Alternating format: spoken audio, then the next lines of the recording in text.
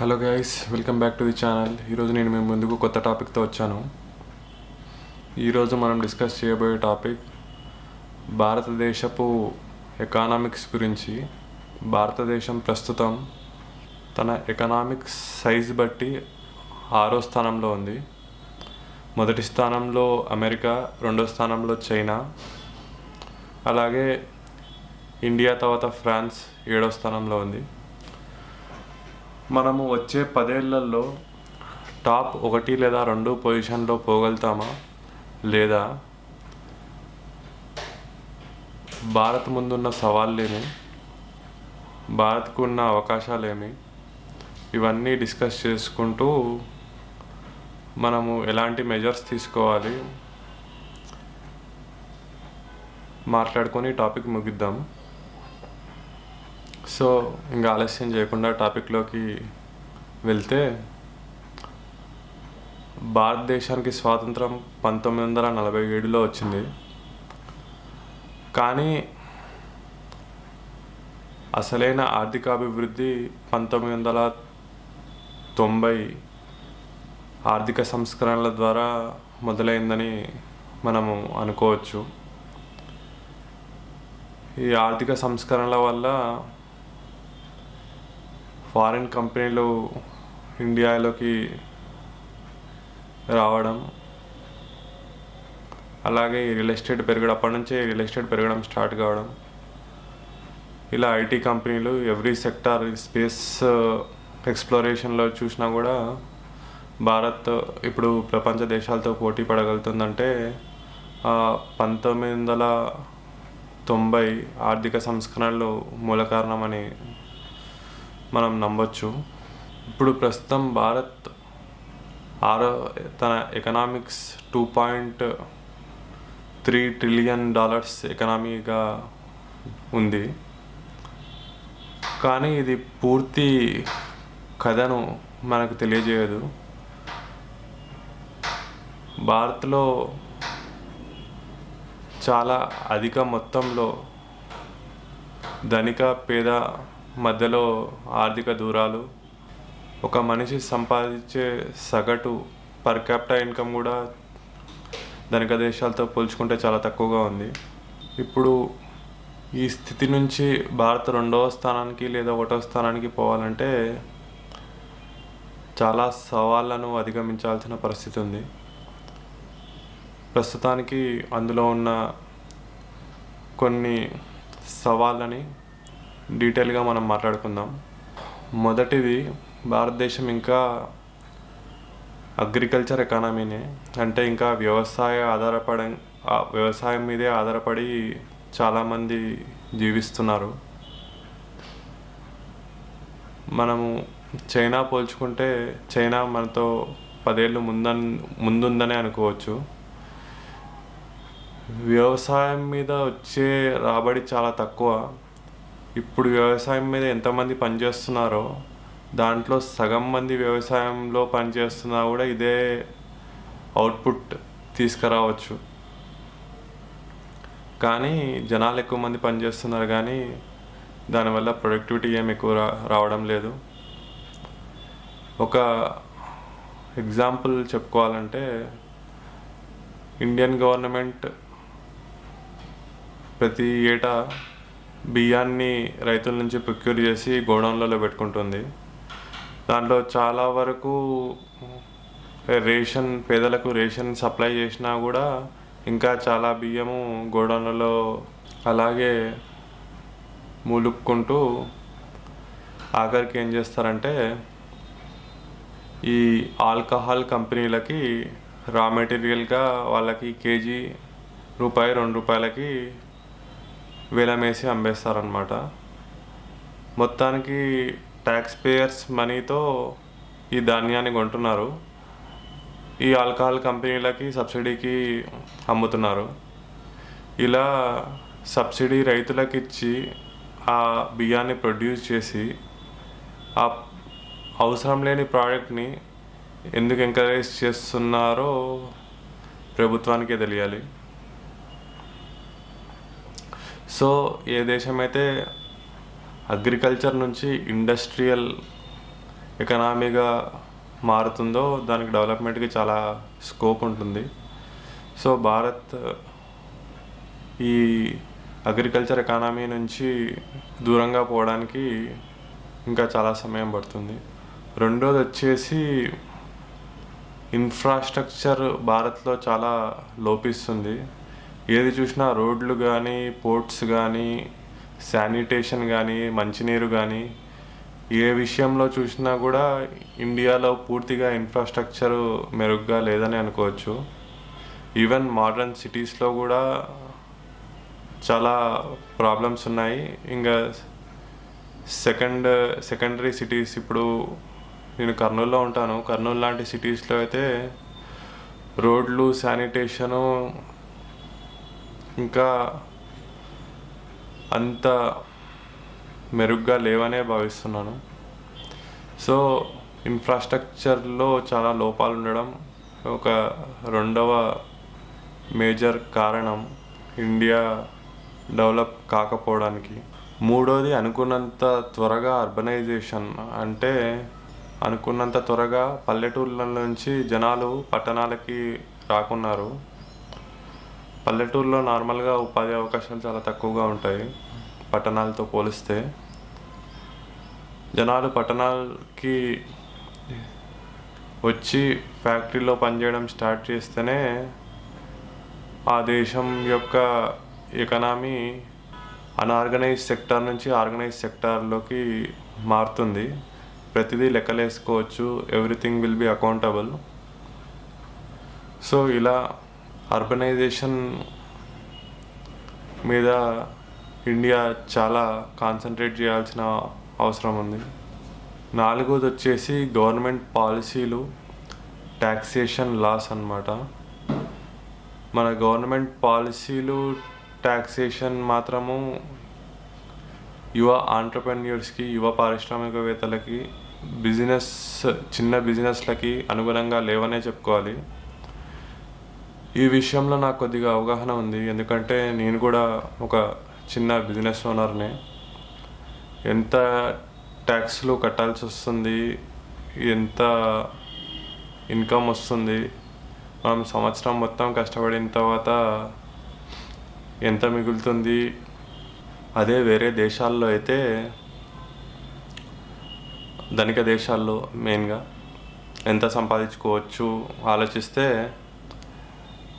ఒక పారిశ్రామికవేత్త పాశ్చాత్య దేశాల నుంచి ఇండియాకు వచ్చి ఇన్వెస్ట్ చేయాలనే ఉత్సాహం మన లాస్ట్ చూస్తే రాదు.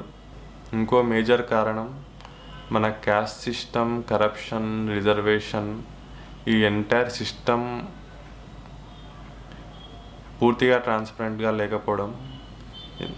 ఈ అన్నిటికీ కారణాలు ఒక స్ట్రాంగ్ లీడర్షిప్ లేకపోవడం. నేను రిజర్వేషన్లు పూర్తిగా ఉండకూడదు అని చెప్పలేను, కానీ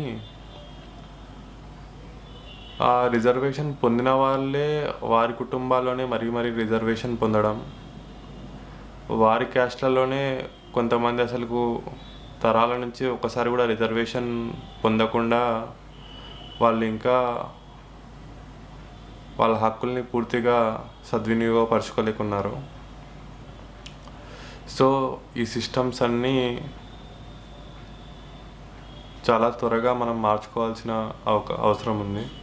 మనము మ్యానుఫ్యాక్చరింగ్ రంగంలో కూడా యూఎస్, చైనాతో పోలిస్తే చాలా వెనుకబడి ఉన్నాము. మనం మెటల్స్ మ్యానుఫ్యాక్చరింగ్లో కానీ, ఫార్మా ప్రోడక్ట్స్, మెయిన్గా ఏపీఐస్ అంటారు, యాక్టివ్ ఫార్మా ఇంగ్రీడియంట్స్ అని, ఫార్మా ముడిచమురు పదార్థాలు, ఇవి మ్యానుఫ్యాక్చరింగ్లో కానీ, ఒక ఎలక్ట్రానిక్స్, కెమెరాలు, సెల్ ఫోన్లు, వేరే ప్రోడక్ట్స్ మ్యానుఫ్యాక్చరింగ్లో కానీ, యుద్ధంలో వాడే ఆయుధాలు, గన్నులు, మిజైళ్ళు, ట్యాంకులు, విమానాలు, anti aircraft and anti missile systems, ఇవన్నిట్లో కానీ భారత్ చాలా వెనుకబడి ఉంది. ఇవన్నీ మ్యానుఫ్యాక్చరింగ్లో భారత్ పూర్తిగా ఆత్మనిర్భర్ కావడానికి చాలా సమయం పట్టే అవకాశం ఉంది. ఇంకో కారణం మనం ఏం చెప్పుకోవచ్చు అంటే, యువత చాలామంది చదువుకుంటున్నారు కానీ చాలా లేట్ ఏజ్ వరకు ఉద్యోగాల్లోకి పోయి వాళ్ళ ప్రొడక్టివిటీని దేశానికి అందించలేకపోతున్నారు. చాలామంది భారతదేశం యొక్క అడ్వాంటేజే భారత యువత అన్నమాట. భారత యువత ఇంతకంటే యువకులు ఉన్న దేశం ప్రపంచంలో ఏదీ లేదు. సో భారత యువత వచ్చేసి ఇలా చాలా వాళ్ళ లేట్ ఏజ్ వరకు 30-32 వరకు జాబుల్లో జాయిన్ కాకపోవడము, ఇంకా చదువుకుంటూనే ఉండడము, పేరెంట్స్ దీన్ని ఎంకరేజ్ చేయడము భారత్కి చాలా పెద్ద డిసడ్వాంటేజ్ అనే చెప్పుకోవచ్చు. సో ఇప్పుడు ఈ డిసడ్వాంటేజెస్ అన్నీ చెప్పుకున్నాం కదా, కొన్ని భారత్కు ఉన్న అవకాశాలు, అడ్వాంటేజెస్ అనుకోవచ్చు. ఇవి కూడా మాట్లాడుకుందాం. ఒకటి, మన దేశ జనాభా. ఆ దేశ జనాభాలో కూడా మనం అనుకున్నట్టు యువత చాలా ఎక్కువ ఉంది. ఆ యువతని మనం పూర్తిగా సద్వినియోగపరుచుకుంటే మనము ఏ దేశము అందుకోలేనంత ఎత్తుకు ఎదిగే అవకాశం ఖచ్చితంగా లేకపోలేదు. చాలా సెక్టార్లలో భారత్ ఇంకా వెనుకబడే ఉంది. ఎక్కడైతే ప్రజలు ప్రాబ్లమ్స్ని చూస్తారో ఒక పారిశ్రామికవేత్త కానీ ఒక బిజినెస్ పర్సన్ కానీ దాంట్లో అవకాశాన్ని చూసుకుంటాడు. సో మార్కెట్లో చాలా సెక్టార్స్లో చాలా వ్యాక్యూమ్ ఉంది. మన దగ్గర టెక్నాలజీ ఉంది. ఇప్పుడు నాలెడ్జ్ ప్రపంచం మొత్తము నాలెడ్జ్కి, ఇన్ఫర్మేషన్కి ఒక సెకండ్లలో లభిస్తుంది. ఏ మనిషికైనా ఒక సెకండ్లో మొబైల్ ఫోన్లో ఒక ఇన్ఫర్మేషన్ కావాలంటే ఒక టైప్ చేస్తే చాలన్నమాట, చేతికి ఇన్ఫర్మేషన్ వచ్చేస్తుంది. సో యువతకి ఈ వ్యాక్యూమ్ని ఉపయోగించుకొని పైకి ఎదగగలిగే అవకాశం భారత్లో బాగా ఉంది. ఇంకోటి, సాఫ్ట్వేర్ యాప్ డెవలప్మెంట్లో భారత్ చాలా ముందంజలో ఉంది. వేరే దేశాలతో పోలిస్తే, కొన్ని ధనిక దేశాలతో పోల్చినా కూడా వాళ్ళకి దగ్గర డబ్బులు ఉన్నాయి, వేరే మినరల్ రిచ్ రిసోర్సెస్ ఉంటాయి, కానీ ఇంత ఎడ్యుకేటెడ్ పీపుల్ అయితే ఉండరు. సో ఈ టెక్నాలజీని, ఈ సాఫ్ట్వేర్ని మనకి అనుగుణంగా మార్చుకోవాల్సిన అవసరం ఎంతైనా ఉంది. ఇంకోటి, కల్చర్ అడ్వాంటేజ్ ఒకటి చూసుకుంటే, వేరే దేశాలతో పోలిస్తే ఏషియన్ దేశాలు, మెయిన్గా చైనా, రష్యా, వీటితో పోల్చుకుంటే భారతదేశంలో చాలామంది ప్రజలు ఇంగ్లీష్ బాగా మాట్లాడగలుగుతారు. భారతదేశము 2వ ఇంగ్లీష్ మాట్లాడే ప్రజలున్న అతిపెద్ద దేశము. మొదటి స్థానంలో అమెరికా ఉంది. సో మనము గ్లోబల్గా చాలామందితో రీచ్ కావడానికి ఇది బాగా ఉపయోగపడుతుంది. ఇంకోటి, భారతీయులు ప్రపంచం మొత్తం విస్తరించి ఉండడం. ఇప్పుడు ఏ మూల చూసినా భారతీయులు కనిపిస్తున్నారు మనకి ప్రపంచంలో. కాబట్టి వాళ్ళ కల్చర్ గురించి, వాళ్ళ ఆహార వ్యవహారాలు, అక్కడ ఉన్న జియోగ్రఫికల్ పరిస్థితులు, ఇవన్నీ భారత ప్రజలకి బాగా అవగాహన వచ్చింది. ఏ దేశమైనా పెద్ద ఎకనామీ కావాలంటే ఇంకో దేశంతో సంబంధాలు పెట్టుకోవాల్సిన అవసరం ఎంతైనా ఉంది. కాబట్టి వాళ్ళ గురించి తెలుసుకోవడము, వాళ్ళతో సత్సంబంధాలు కలిగి ఉండడము ఎంతైనా చాలా ముఖ్యము. దీంట్లో భారత్కి మంచి అడ్వాంటేజ్ ఉందనే అనుకోవచ్చు. ఇప్పుడు మనము కొన్ని అడ్వాంటేజెస్, డిసడ్వాంటేజెస్ మాట్లాడుకున్నాము. భారత్ ఎలాంటి స్టెప్స్ తీసుకోవాలి ఈ సమస్యల నుంచి బయటపడడానికి, మనం అనుకున్న గోల్ రీచ్ కావడానికి కూడా కొన్ని గైడ్లైన్స్ మాట్లాడుకుందాము. మనం ఇన్ఫ్రాస్ట్రక్చర్ డెవలప్ చేయడానికి చాలా డబ్బులు వెచ్చించాలి. ఇన్ఫ్రాస్ట్రక్చర్ లేనిదే ఏ కంపెనీలు రావు. మనకు కూడా ఇప్పుడు రోడ్లు సరిగా లేదనుకోండి, మనం ఒక ప్రోడక్ట్ తయారు చేసినా కూడా అది పోర్ట్ వరకు పంపించడానికి కొన్ని రోజులు పడితే ఆటోమేటిక్గా సప్లై చైన్స్లో గ్యాప్ వస్తాయి. కాబట్టి మంచి రోడ్లు, మంచి పోర్ట్స్, మంచి ఇన్ఫ్రాస్ట్రక్చర్, ఎవ్రీథింగ్ ఒక ప్రొసీజర్ ప్రకారము, టైం అనేది ఈ టైం లోపల పో సరుకు పోగలుగుతుంది అని చెప్పేసి పర్ఫెక్ట్గా గెస్ చేయగలగాలి, ఏ కంపెనీ అయినా ఏ ఆర్గనైజేషన్ అయినా. సో ఇన్ఫ్రాస్ట్రక్చర్ డెవలప్ చేయడానికి భారత్ చాలా ఆర్థిక వనరులు కేటాయించాల్సిన అవసరం ఎంతైనా ఉంది. మన లీడర్షిప్ని కూడా మార్చుకోవాలి. మన లీడర్షిప్ వేని మన దగ్గర ట్రాన్స్పరెన్సీ చాలా కరువైంది. కరప్షన్ ప్రతి చోట ఉంది. ఈ కరప్షన్ని మానిపించడం గవర్నమెంట్ ఆఫీసర్లతో అతిపెద్ద సవాలు. మెయిన్గా దీనికి నేను అనుకుంటున్న సొల్యూషన్ ప్రైవేటైజ్ చేయడము. ఎవ్రీథింగ్ ప్రైవేటైజ్ చేయాలి. ఈవెన్ రిజిస్టర్ ఆఫీసులతో సహా, ఈవెన్ అవసరం ఉంటే పోలీస్ స్టేషన్లను కూడా ప్రైవేటైజ్ చేయాలి. అప్పుడు కానీ కరప్షన్ పూర్తిగా ఎరాడికేట్ కాదు అని నా అభిప్రాయం. ఇండియా చాలా త్వరగా అగ్రికల్చర్ ఎకానమీ నుంచి ఇండస్ట్రియల్ ఎకానమీకి షిఫ్ట్ కావాల్సిన అవకాశం ఉంది. కాబట్టి మనము ఈ దాంట్లో భారత్ తొలి అడుగు వేసిందని అనుకోవచ్చు.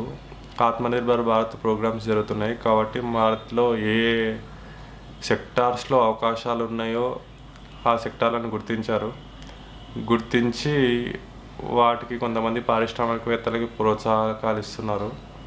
దీన్ని ఇంకా చాలా ఎత్తులో, చాలా లార్జ్ స్కేల్లో చేయాల్సిన అవసరం ఎంతైనా ఉంది. ఇంకా ఇండియా చాలా సెక్టార్స్లో పూర్తిగా వెనుకబడిందనే అనుకుంటున్నాను. ఎకనామిక్ రిఫార్మ్స్ కూడా చాలా తీసుకురావాలి. ఈ ఎకనామిక్ రిఫార్మ్స్ అంటే ఈ ట్యాక్సేషన్ లాస్, ఇవన్నీ ఇండియాలో ట్యాక్సులు చాలా ఎక్కువగా ఉన్నాయి. ఇవి కలెక్ట్ చేసే వాళ్ళకి అసలు కలెక్టే చేయరు. ఏదైనా ఆర్గనైజేషన్ పెద్దగా ఉందో వాటి మీద వచ్చి ఖచ్చితంగా ప్రతి ఒక్కటి ట్యాక్స్ అడుగుతారనమాట. కాబట్టి ఆర్గనైజేషన్ చిన్న ఆర్గనైజేషన్ నుంచి ఆర్గనైజేషన్ పెద్దగా ఎదిగే కొద్దీ పూర్తిగా డిసడ్వాంటేజెస్ ఉంటాయి అన్నమాట. ఇప్పుడు ఎగ్జాంపుల్, నేను 100 రూపాయలు బిజినెస్ చేస్తున్నాను. నన్ను ఎవరు వచ్చి ఏమడగరు. నేను 1000 రూపాయలు బిజినెస్ చేసేసరికి నన్ను వచ్చి ట్యాక్స్ 30%, 40% ట్యాక్స్ అడిగారు అనుకోండి. నేను ఆ ట్యాక్స్ పే చేసేది నాకు 1 రూపాయి కూడా మిగలదు. అలాగని నా కాంపిటేటివ్ ఇచ్చారంటే చిన్న మంది 10 మంది ఉంటారనమాట. వాళ్ళు మాత్రం వాళ్ళ దగ్గర ఏం అడగరు. కాబట్టి మార్కెట్లో నేను ఎదిగే అవకాశాలు చాలా తక్కువగా ఉంటాయి. ఇలాగే ట్యాక్సేషన్ లాస్ కానీ ఏదైతే అమలు చేస్తున్నారో అది అందరికీ సమానంగా అమలు చేయడము చాలా ముఖ్యము. ఇలా భారత్ తనకున్న సంపత్తులను పూర్తిగా ఉపయోగించుకొని తన ముందున్న సవాళ్ళను అధిగమించి ప్రపంచంలో 1వ లేదా 2వ పొజిషన్లో వచ్చే 10 ఏళ్లలో చేరుకోవాలని ఆశిస్తూ, ఈ వీడియో మీకు నచ్చినట్లయితే ఒక లైక్ చేయండి. ఈ వీడియో వేరే వాళ్ళకు ఉపయోగపడుతుంది అనుకుంటే షేర్ చేయండి. మీకు ఈ వీడియో మీద ఏ డౌట్స్ కానీ, క్వశ్చన్లు కానీ, మీ అభిప్రాయాలు కానీ కామెంట్ల రూపంలో తెలియజేసి నాకు కొద్దిగా ప్రోత్సాహాన్ని ఇస్తారని ఆశిస్తూ సెలవు తీసుకుంటున్నాను. Thank you. జై హింద్.